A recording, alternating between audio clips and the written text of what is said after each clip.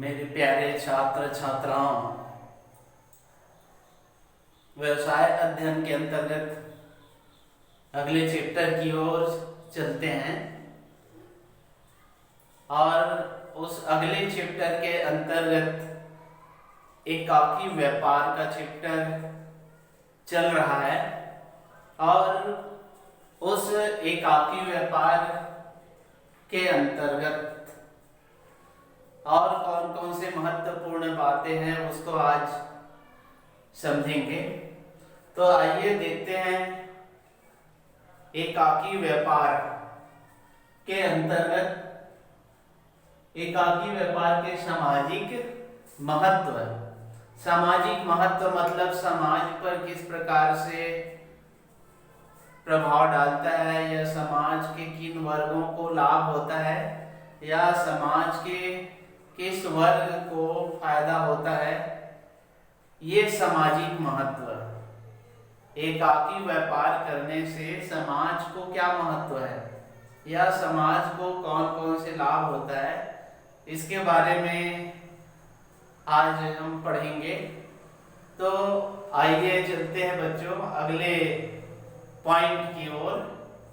सामाजिक महत्व के अंतर्गत पहला जो पॉइंट है स्वतंत्र जीविका। एकाकी व्यापार एक व्यक्ति के द्वारा संचालित व्यापार होता है और इसमें एक अकेला व्यक्ति ही अपनी पूंजी लगाता है और उसमें व्यवस्थापन करता है, संचालन करता है और ये स्वतंत्र रहता है क्योंकि एक व्यक्ति के द्वारा होता है, इसलिए उस पर किसी भी प्रकार के शासन का दबाव या किसी अन्य व्यक्ति का दबाव या हस्तक्षेप इसमें नहीं होता। वो स्वतंत्र रहता है।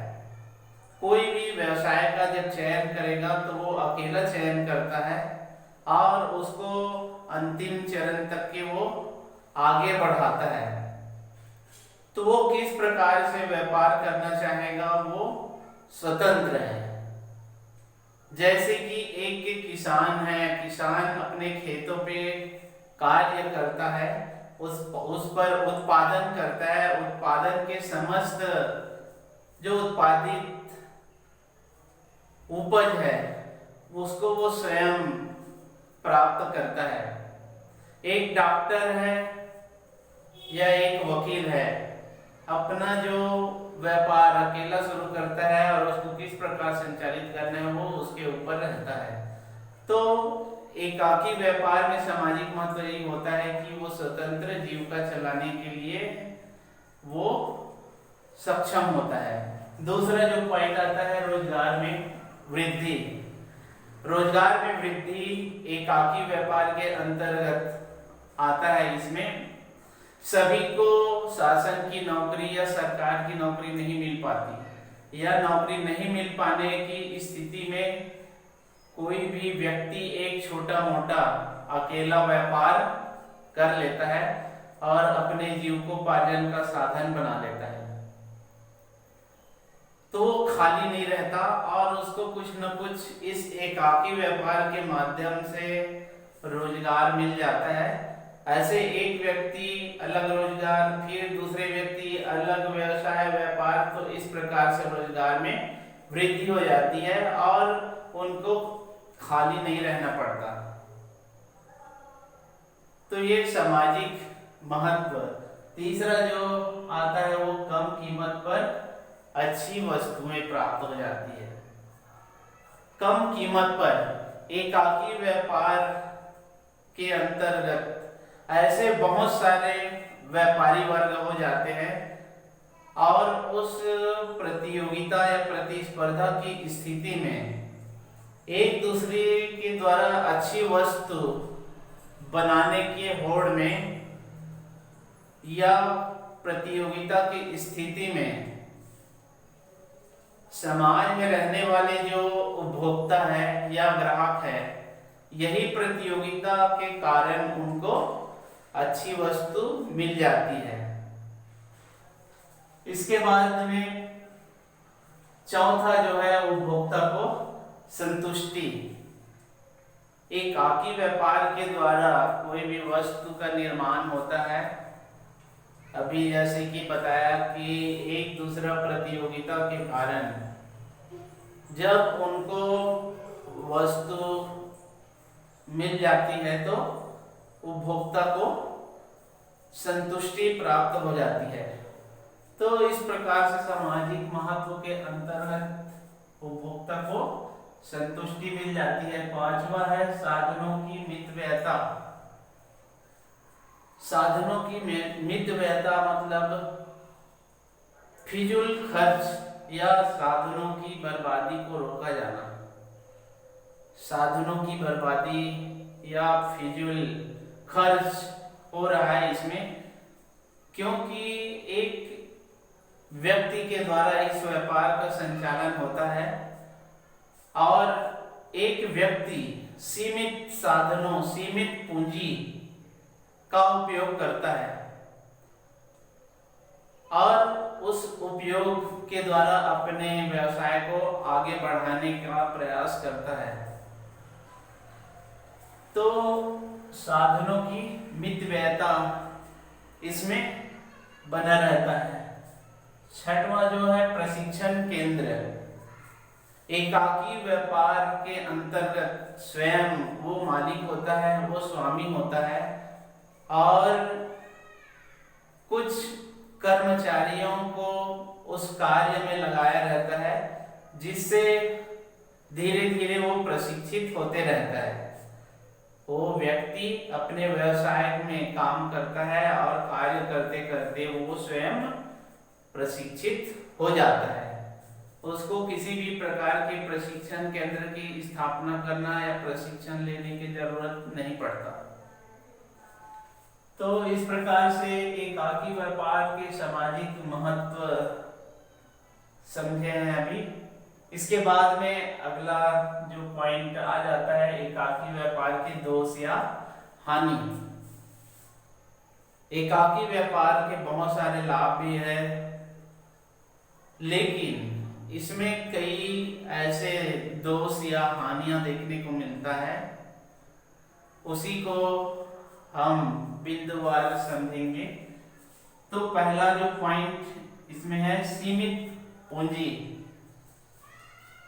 एकाकी व्यापार के अंतर्गत एक अकेला व्यक्ति पूंजी लगाता है और इसमें सीमित मात्रा में पूंजी, कम साधनों का, कम पूंजी का प्रयोग किया जाता है। ज्यादा पूंजी इसमें नहीं लगाया जाता, क्योंकि एक छोटा व्यापार होता है। एकाकी मतलब एक व्यक्ति के द्वारा व्यापार होता है और इसमें यही देखा जाता है कि कोई भी साधन या साधनों की जो मात्रा कम और पूंजी भी कम लगाई जाती है। उनको भय रहता है कि कहीं ये व्यापार नहीं चल पाएगा तो भारी नुकसान हो सकता है। इसलिए जब उस व्यापार का शुरुआत किया जाता है तो कम पूंजी लगाकर, कम साधनों का प्रयोग करके इस व्यापार का संचालन किया जाता है। अगला जो पॉइंट है वो है सीमित प्रबंध योग्यता। सीमित प्रबंध योग्यता मतलब एक एकाकी व्यापारी है, अपने सीमित योग्यता, अपने बुद्धि, अपने विवेक या अपने धैर्य का परिचय यहाँ पर देता है। एक अकेला प्रबंधक होता है इसमें, और एक अकेला प्रबंधक होने के कारण इसमें बहुत बड़ा नुकसान हो सकता है। कई बार उनके प्रबंधन या नियंत्रण या उनकी विवेक या बुद्धि सीमित हो जाता है। एक अकेला का सोच, एक अकेला का विचार होने के कारण कंपनी का विस्तार या कंपनी को बढ़ने में या कंपनी की कामयाबी एक सीमित हो जाता है। ये दोष या हानि देखने को मिलता है एकाकी व्यापार में। इसके बाद में तीसरा जो आता है वो है अस्थायी अस्तित्व। अस्थायी अस्तित्व का मतलब होता है कि एक एकाकी व्यापार के अंतर्गत अकेला संचालक, अकेला व्यवस्थापक होने के कारण कई बार ऐसी स्थिति आ जाती है कि उस एकाकी व्यापारी की मृत्यु हो जाती है या बीमार पड़ जाने के कारण उनका जो व्यापार या व्यवसाय है वहीं रुक जाता है, वहीं समाप्त हो जाता है। आगे चलाने के लिए उनके और परिवार के सदस्यों को सोचना पड़ता है। तो इस प्रकार से एकाकी व्यापार के दोष या हानि में भी यहाँ पर अस्थायी अस्तित्व, अस्थायी व्यापार कहा जा सकता है इसको। अगला जो दोष या हानियां देखते हैं उसमें उतावले निर्णय। एकाकी व्यापार स्वयं निर्णय लेने का एक अधिकार या एकाधिकारी होता है, अकेला निर्णय ले सकता है, लेकिन कई बार उनके एकाएक या जल्दबाजी में लिया गया जो निर्णय होता है वो हानिकारक भी हो सकता है। कई बार ऐसी स्थिति आती है, बाजार की स्थिति को देखते हैं तो जल्दबाजी या उत्पादन या बिक्री की जो व्यवस्था देखते हैं तो इसमें अकेला निर्णय लेता है और उसमें जल्दबाजी में लिया गया निर्णय होता है जो एक व्यापार के लिए हानिप्रद हो सकता है। तो इस प्रकार से उतावले निर्णय नहीं लेना चाहिए, लेकिन इसमें एकाकी व्यापार के अंतर्गत जल्दबाजी या उतावलेपन में निर्णय लेने के कारण भारी से भारी नुकसान उस व्यापारी को हो सकता है। पांचवा जो देखते हैं इसमें अनुपस्थिति में क्षति। एक एकल या एकाकी जो व्यापार के अंतर्गत स्वामी एक होता है और उनके द्वारा संपूर्ण व्यापार का देखरेख नियंत्रण किया जाता है।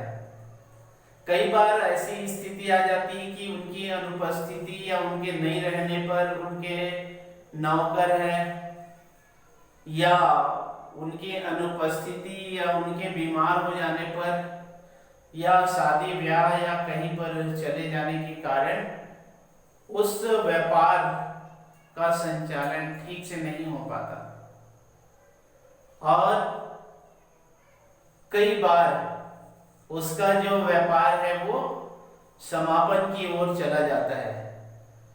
जिस प्रकार से वो एकाकी व्यापार के अंतर्गत व्यापारी जो है संपूर्ण व्यापार का देखरेख करता है, एक दिन का जो समय बहुत भारी पड़ जाता है तो यहाँ पर इनकी निरंतर उपस्थिति रहना जरूरी है।